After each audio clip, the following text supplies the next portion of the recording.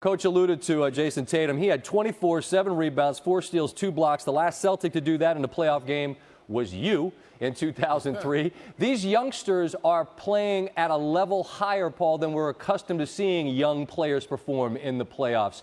What do you attribute that to? I attribute that to Brad Stevens, just allowing them guys to go out there and make the mistakes throughout the regular season. And then when the injury to Kyrie Irving happened, it was just like, you know, what else can he do? He's like, all right, you guys, it's on your shoulders. Jason, it's time for you to grow up. Jalen, time to grow up. Rozier, it's time to grow up. Y'all getting the opportunity, and they've just thrived with the opportunity. And who'd have thought there'd be one game from the finals, especially when Kyrie went down?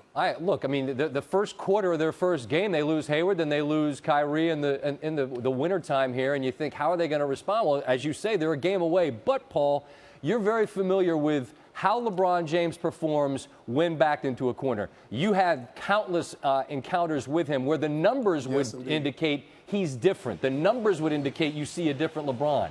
Do you recall that he's different? Do you recall him playing different? Oh, yeah, without a doubt. When his back is against the wall, he's going to step up. You know, just like the 2008 Game 7, he came with 45. So they have to be ready for that, just mentally, physically, and just to withstand LeBron's run, because he's gonna leave it all out there.